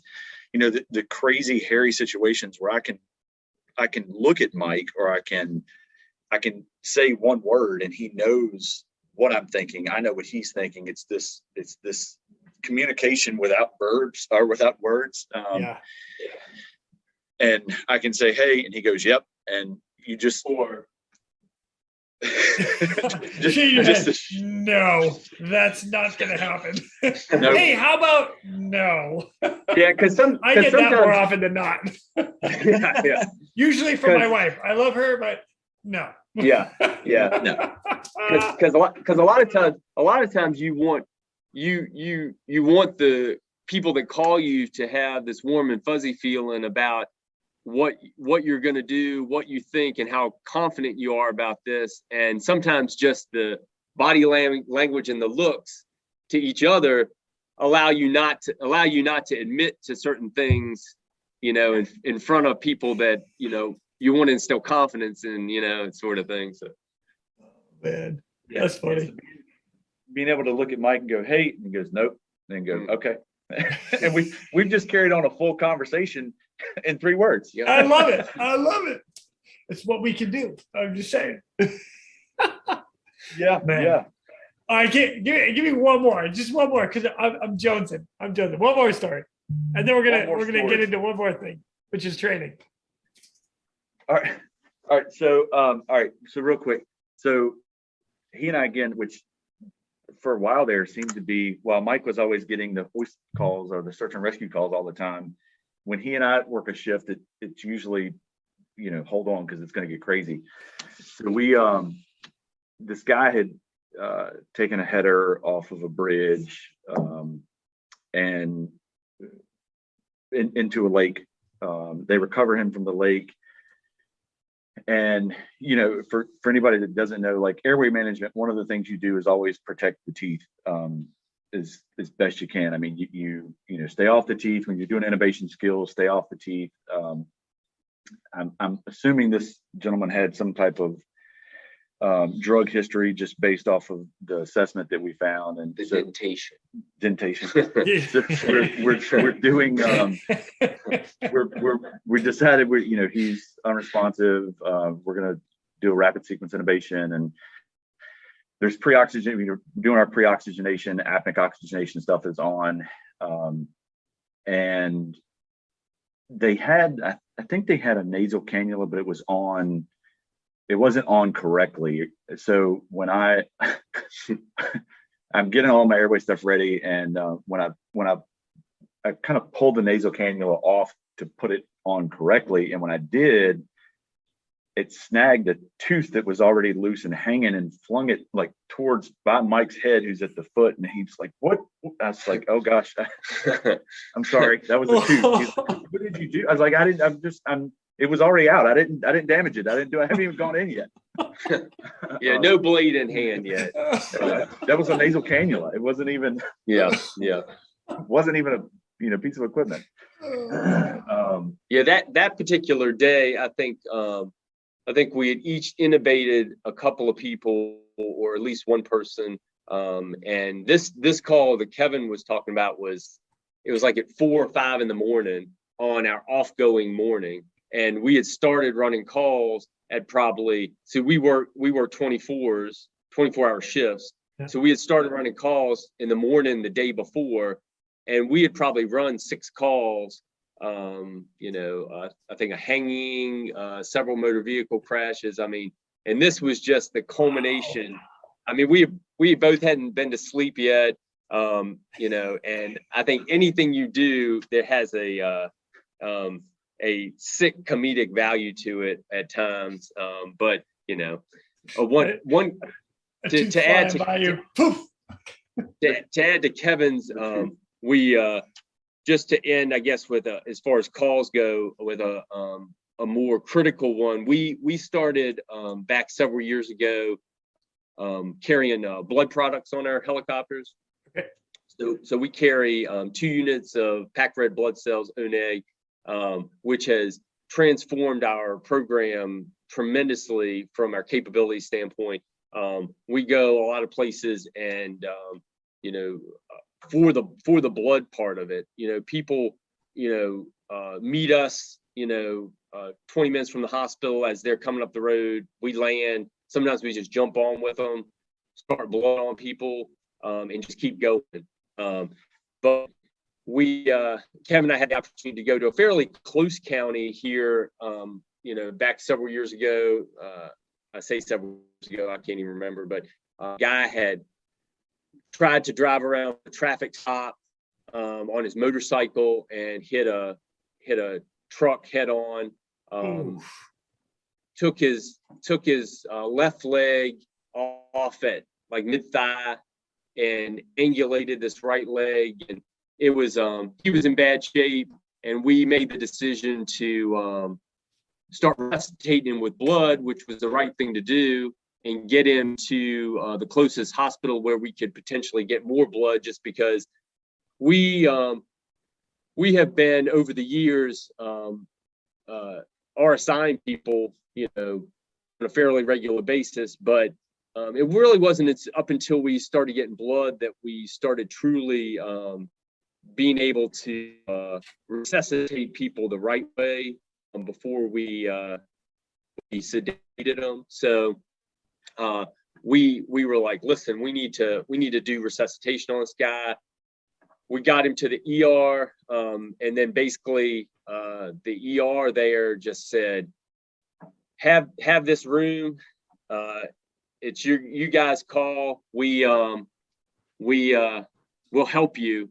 And the doctor actually left the room, kind of gave us the floor and all of his nurses to help us, and we kind of just directed everybody around. So you know, which sounds odd, but we find ourselves sometimes in some of those situations where we'll go to some of these more rural ERs, and they don't want to have anything to do with intubating people or giving people different medications, giving blood, stuff like that. So so we ended up getting this gentleman to drove him there, resuscitated him, intubated him, got everything we needed going. I think we ended up getting 5 to 6 units of blood in him at the ER, in addition to our 2, and then flew him to the level 1 trauma center, where he ultimately survived.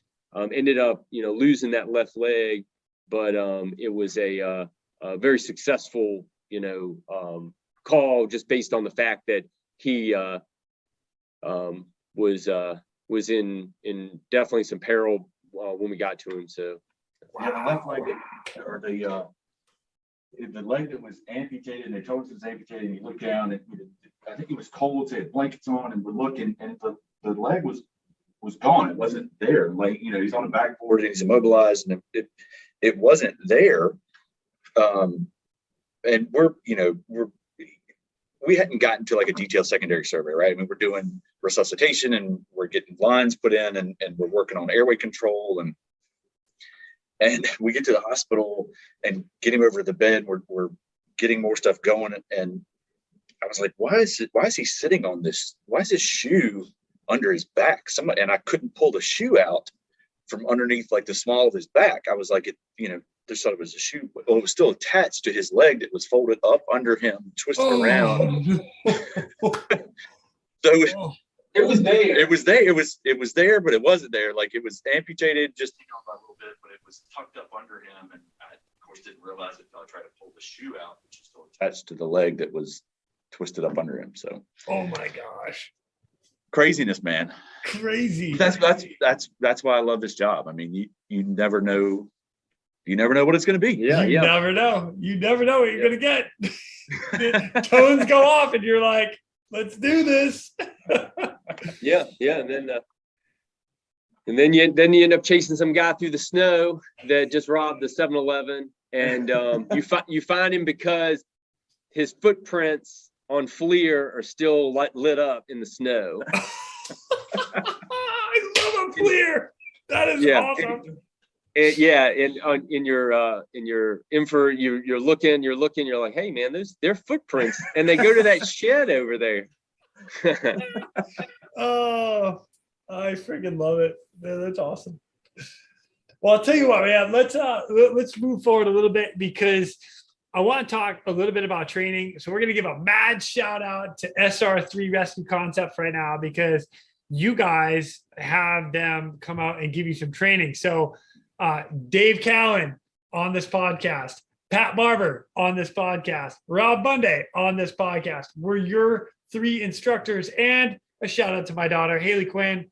She was there as well as an observer or trainee, we're going to call her, picture media taker. That's right. Yeah. That's right. Yeah. So you guys had a chance to meet my daughter and get some good training. So one of the things I'd like to really touch on more than anything else is your program, and you just talked about it earlier, your program is kind of shooting to the moon. You guys are making big changes with your hoist and the way you do rescue in general. But give me a rundown as far as before the training, during the training, and now. That would be awesome. Like, how do you guys feel about it? So full disclaimer, I'm not being paid. Neither one of us are being paid or compensated by anybody, any product or whatever company. But I first came to know about SR3 at the Heli Expo Rescue Summit. This is many years ago. I met Dave Callan. Dave, who used to work for Las Vegas Metro PD, was giving a lecture about an accident they had at the time. Actually, for those of you that don't know, SR3 is named after one of their coworkers. That was his call sign, who was fatally injured in that accident. So with Las Vegas Metro. This is all when he was in Las Vegas Metro Police Department. They named the company after Dave. Totally. Yeah. Thank you. Yeah. Thanks for clarifying that. Yeah. So when he was with Las Vegas Metro PD, and kind of that mindset, that police department mindset of, that when a new guy would come in, the veteran would train him up, and then that person would then become an instructor, and then that person would train the next person, and there was never any formalized training process. And the more Dave talked about kind of their history, their culture, kind of where they were and how they came to be and what happened, it really resonated with me. It felt like he was speaking about our agency. Like he was looking in your eye and saying, Kevin, listen to the words that are coming out of my mouth. This is for you. Thank you, Dave. Thank you, Mr. Dave Cowan. Dave Cowan. Dave Cowan, Pat Barber, Rob Monday, those guys. Love them, man. Oh, I love it. Yeah, so that's how I kind of came to know those guys, and just jumped into the hoist world altogether, learning anything and everything that I could, and thought, man, we've never had a formalized training program. We've never had any an audit or a formalized training, anything. Maybe we should look into that. Smart move. Step one, smart. Step one. Oh,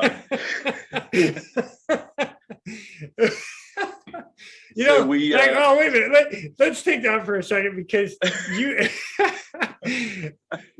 got to take a step back for a minute, and you got to look at internally at the program, at what you guys are doing. And this is for everybody out there. Take a step back for 1 second and be like, man, have we ever actually asked for somebody else's help?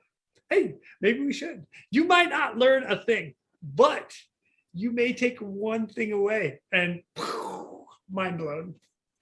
And do you know how hard that is to clean out your own closet, to look at yourself and go, hey, we can do this better. Yeah. Can we make ourselves better? Is there a better, safer, more practical, more efficient smoother way to do this. And that's what we did over, this is a process that's taken several years, but we kind of broke it down and broke open the books, and SR3 came in and did their audit, did a 2-day audit, and gave us great recommendations on what they thought we should change and what they thought we should look at doing differently. And it was overall, and then so we have 2 6-day courses with them, one for the eastern side of the state, one for the western side of the state. Knocked out probably 80 to 90% of our staff in that training. And I mean, it was incredible, beginning to end, man. Like it was crawl, walk, run, and it did everything from looking at equipment to processes to procedures, what you can do. And those, like the combination of those 3 guys between Rob and Pat and Dave, like Uncle Pat, man, that's Uncle Pat. I got him saved in my phone as Uncle Pat. I love me some Pat Barber. But yeah, it's really just you don't know what you don't know, and when you look at what we've been doing compared to this training now that we had and where we're headed, it's like, all right, you don't know what you don't know, and the things that we have learned and the things that we are now able to incorporate in not only our training but daily operations, addition of equipment, and the safety, the checklist, and the variety of things. I could go on and on about what they introduced to our program that has continued to push it forward in a positive manner. So we've got a lot of room to grow, man. We're like I said, we were kind of, bouncing across the hills for a while, had some progress. But for the past year, it's Dogecoin to the moon, where the hoist program has really just elevated, and we're looking to just continue that. Yeah, I mean, I definitely, speaking to, the way we used to do things, it wasn't the wrong way, but I think there were a lot of better ways. And, we, like I'd mentioned before, we traditionally were, a skid pickoff type operation, primarily. If we had to put the hoist cable down anywhere, it had to be a, open football field or something. There wasn't a lot of like, tight insertions or anything like that. And I can tell you, after 6 days of flying with Pat in my pocket and Rob in my pocket, and just the tutelage and confidence building and crawl, walk, run, by that last day, I mean, we were, I would have flown and gone down and put the hoist cable down, in a quarter size area if that's what needed to be done. It was night and day. It was awesome. I mean, we just, the skills were one thing, but I think just the mental and psychological confidence that grew over those days from just their teaching and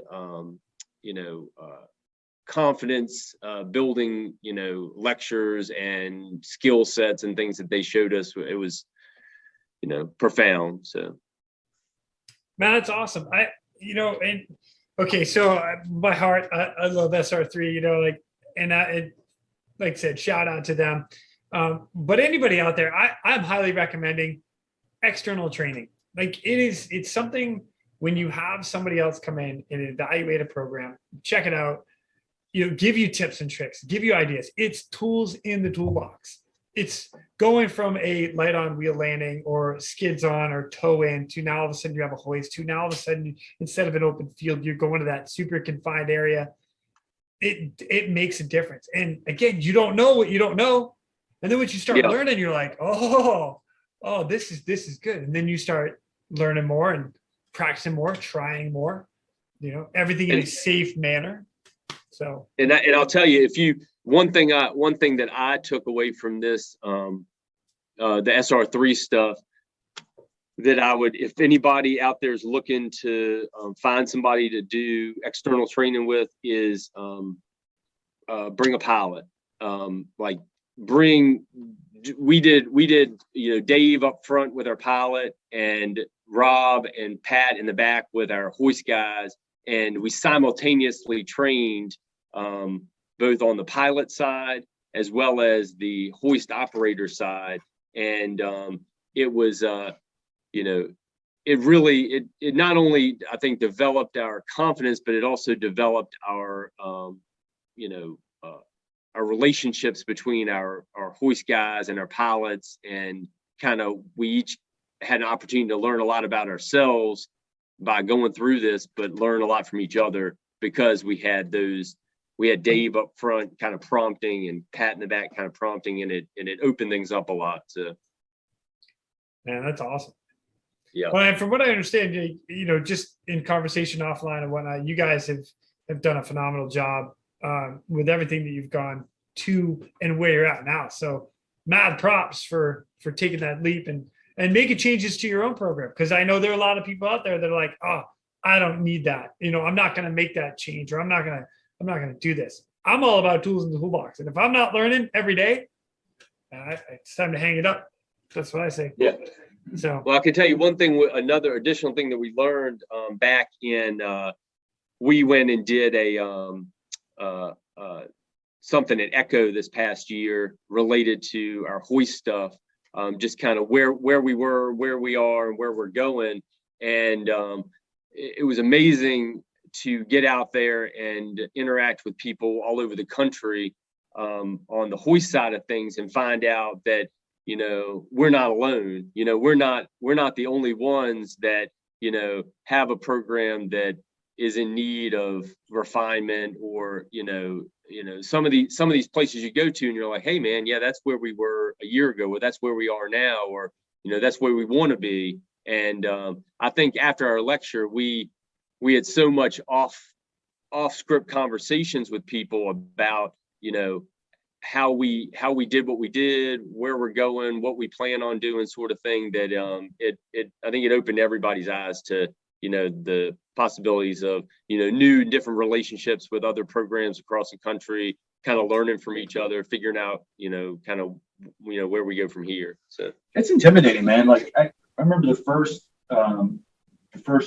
rescue summit I went to, and going to these conferences where you hear people talking, and the Travis counties and the Air Zermatt and the Coast Guard guys, and you look at our program and you listen to those things and go, God, I can't hang with these guys. I mean, these guys are doing this all the time, and these stories that they're telling, and so it's super intimidating. But what we've learned is just jump in it, like jump in and learn as much as you can, and be willing to absorb it and bring it in and go, you know what, maybe there's a better way, maybe there's a different way. And how can you be better? I mean, I think if you're not constantly evaluating what you can do as a person, personally and professionally, to be better, you're stagnant. So looking at, like Mike said, when we gave that presentation at Echo last year, realizing, wow, we're not alone in this, and there are other programs out there that are looking to grow, and so just trying to take the little bit that we've learned and are continuing to do and help people out where we can, man. It's intimidating, but you gotta jump in it. Yeah, I agree. And we got to hang with SR3 on the Gulf Coast of Florida. So.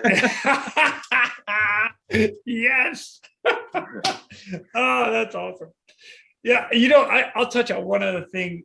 Follow with this conversation is, I wish that the rescue world would do a similar side of like the medicine world, where it's the practice of medicine. They call it the practice of medicine because they're constantly evolving. They're trying something. They're changing from one thing or another, or adding something. I remember when I first went through Medic, they're talking a lot about morphine, and then it was like fentanyl, and now it's a lot of ketamine, but you still use all three. It's that practice and trying. And I wish rescue was the similar aspect, where it's a practice of rescue. Hey, let's try a litter. Let's try a rescue basket. Let's try the hot seat. Let's try the A-bed. Let's try the Bowman bag. Let's try the pet bag. Let's try a quick strap. What is the best tool in the toolbox to use in order to get the job done safely and effectively? And there's not enough conversation about it. Your basic hoist class that you guys just went through, that crawl, walk, run. You went from an open field to that confined area. That's in 6 days. Like this. It was crazy. It was, yeah. And confident enough at the end of that 6 days to go, oh yeah, I can. Okay, I'll insert you down through that 3 foot wide tree canopy. Or I mean, it looking at something previously that I would have thought there's no way in hell you're gonna have to get them to a more open area. We can't do that. Pull the chainsaws out. Yeah, right. Don't tell the Forest Service. I mean, now I think cable length was a factor for the hoist call we discussed earlier, or cable length. But now the National Forest would appreciate us, because I don't think there'd be a need to cut down trees. I can don't worry, I can drop you down right through that. So, and I think you're right. And that's what I love about going to conferences and having, ECHO has done some, I think some pretty good work with expanding the kind of law enforcement SAR track, HAI and Rescue Summit that they've had in the past. I think that's where you really learn those things, what works better. But the principles, the principles and the safety and those are the key things I think any program's got to have, and probably one of the most beneficial pieces that I took away. At the end of that 6 days, when I can fly with a nurse as my hoist operator, who we don't ever work nurse. It's always nurse medic, Mike and I. But to be able to fly with a pilot I've never flown with, a nurse that I've never flown with, and to go through the communication, the procedures, and trust fully, as I was the rescue specialist and looked up and went, I'm not so sure about, no, she's got me. Like that was awesome. The confidence and the uniformity and standardization of it was, no, she's got this. She can put me down through this, 2 foot wide tree can. We're good. So yeah, man, it was awesome. I love SR3. I think what those guys do and present and how they do it is phenomenal. But for anybody listening, if you, like you said, if you haven't done it, do it. It's worth its weight in gold. Yeah, definitely. Sweet. Guys, I have taken a ton of your time. I can't thank you enough for coming on and sharing the stories, giving the advice. It has been an absolute pleasure to have you guys on. I will be in Virginia soon, and when I get there, I'm calling you. I'm just throwing that out there. Call me up, dude. Yeah. We'll go out. We'll have a beer and talk some more hoist stuff. Yeah, that's what I'm talking about. Awesome. Yeah, we'll be upset if you don't. Duly noted. All right, I'm sending the message right now. Okay. Awesome. Hey man, thanks for having us. I super appreciate you having us on and the time and just giving us this opportunity on your platform. I think it's great what you're doing. So thank you. Thank you. Yeah. Oh, my pleasure. My pleasure. Awesome. Well, I'll be in touch, guys. I promise. And with that, ladies and gentlemen, we are out of here. Go. Thank you for tuning in. We hope you enjoyed this episode of the Real ResQ Podcast. Please take a minute to like, subscribe, and hit that share button.